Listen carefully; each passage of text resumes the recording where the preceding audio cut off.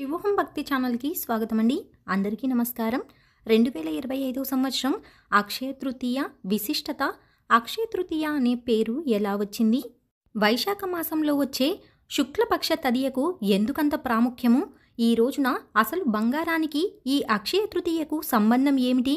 ఈ అక్షయ తృతీయ రోజున ఖచ్చితంగా బంగారం కొనవలసిందేనా అనే పూర్తి విషయాలు ఈ వీడియో ద్వారా తెలుసుకుందామండి. అక్షయ తృతీయ అనే పేరు ఎలా వచ్చిందంటే, మత్స్యపురాణం ప్రకారము ఈశ్వరుడు పార్వతీదేవికి సర్వకామప్రదమైన అక్షయ తృతీయ వ్రతం గూర్చి చెప్పారండి.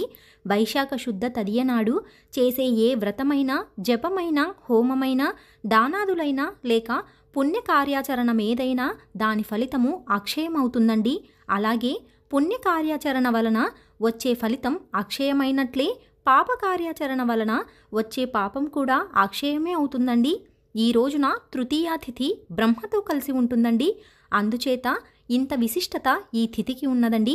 ఈ రోజున ఉపవాస దీక్ష చేసి ఏ పుణ్యకర్మనాచరించినా కూడా తత్సంబంధ ఫలము అక్షయంగానే లభిస్తుందండి.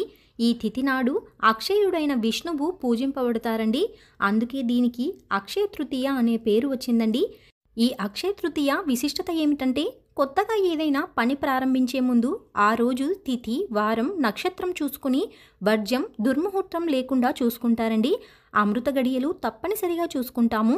అయితే అక్షయ తృతీయ రోజున ఇవేమీ చూసుకోనవసరం లేదండి.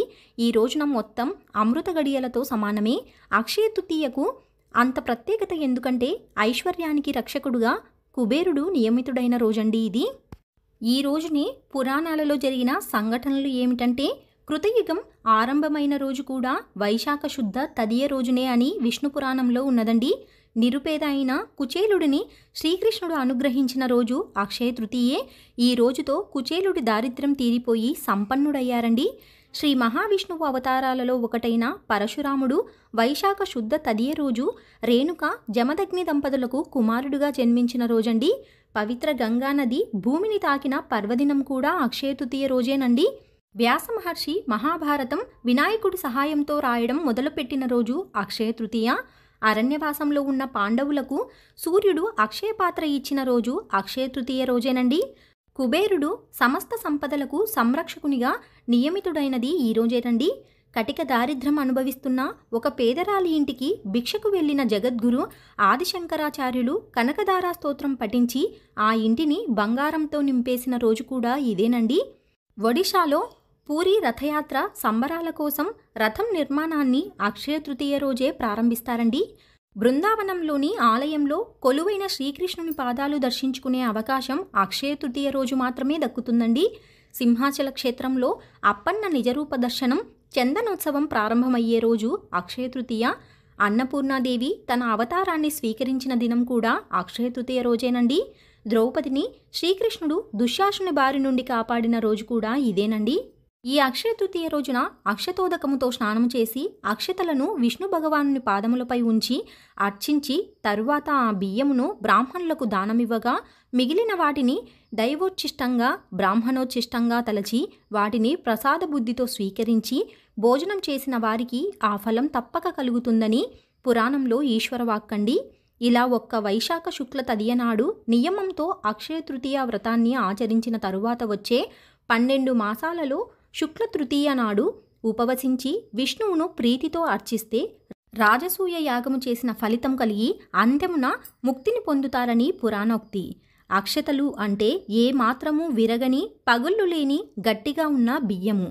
అవి వరి ధాన్యము నుండి కావచ్చు, గోధుమ ధాన్యము నుండి కావచ్చు, యవల నుండి కావచ్చు. ఇటువంటి వాటితో సిద్ధం చేసిన ఆహారమును అక్షతాన్నము లేదా అక్షతాహారము అంటారండి. 2025 సంవత్సరం అక్షయ తృతీయ శ్రీ విశ్వావసు నామ సంవత్సరం ఉత్తరాయణం వసంత ఋతువు వైశాఖ మాసం శుక్లపక్షం తదియా తిథి. తదియా తిథి ప్రారంభ సమయం ఏప్రిల్ 29, 2025 మంగళవారం రాత్రి 8:32 తదియా తిథి ప్రారంభమవుతుందండి. తదియా తిథి ముగింపు సమయం ఏప్రిల్ 30, 2025 బుధవారం సాయంత్రం 6:19 తదియా తిథి ముగుస్తుందండి. అక్షయ తృతీయను నిర్వహించుకోవలసిన తేదీ ఏప్రిల్ 30, 2025 బుధవారం. నక్షత్రం రోహిణి. రాత్రి 8:27 వరకు ఉన్నది. అక్షయ తృతీయ రోజున పూజను నిర్వహించుకొనుటకు శుభ సమయం ఏప్రిల్ 30, 2025 బుధవారం తెల్లవారుజామున 4:07 నుండి ఉదయం 7:19 లోపు పూజను నిర్వహించుకోవచ్చునండి. కుదరని వారు ఉదయం 9:01 నుండి ఉదయం 11:45 లోపు పూజను నిర్వహించుకొనుటకు శుభ సమయమండి.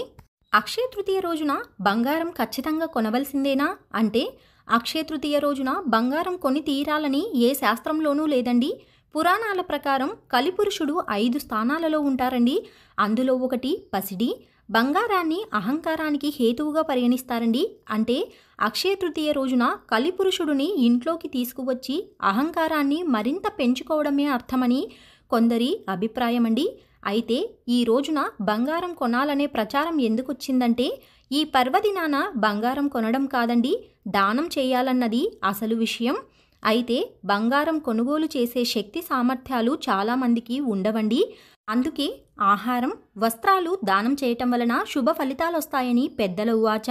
అంతేకాదండి, ఈ రోజున ఏ కార్యాన్ని తలపెట్టినా నిర్విఘ్నంగా సాగుతుందని, ఏ పుణ్యకార్యాన్ని ఆచరించినా కూడా దాని ఫలితాలు అక్షయంగా లభిస్తాయని పురాణాలు పేర్కొంటున్నాయండి.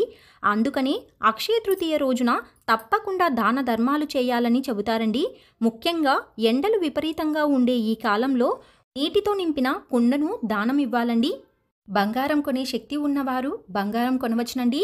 శక్తి లేనివారు చొప్పులు, విసనకర్ర, నీరు, మజ్జిగ, పానకం, గొడుగు, పళ్ళు, గంధం ఇలాంటివి ఎవరు దానం చేస్తారో వారికి అక్షయమైన ఫలితం లభిస్తుందని పురాణవచనమండి.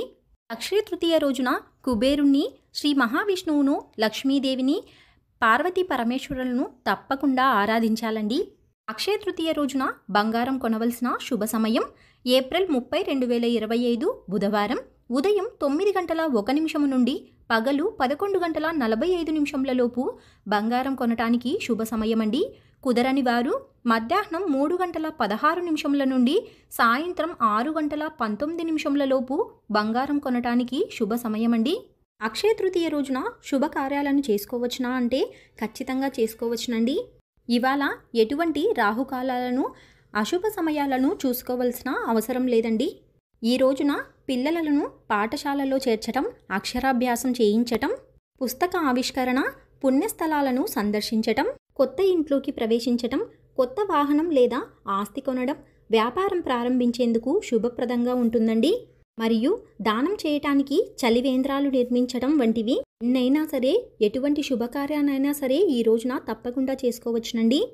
అలాగే వివాహం చేసుకోవాలి అనుకున్నవారు ఈ అక్షయ తృతీయ రోజున వివాహం చేసుకుంటే జన్మాంతరాల వరకు అక్షయమై వీరి దాంపత్యం వర్ధిల్లుతుందండి.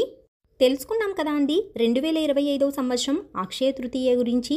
మరొక వీడియోలో మళ్ళీ కలుసుకుందామండి. సెలవు మరి. సర్వం ఈశ్వరార్పణమస్తు. స్వస్తి.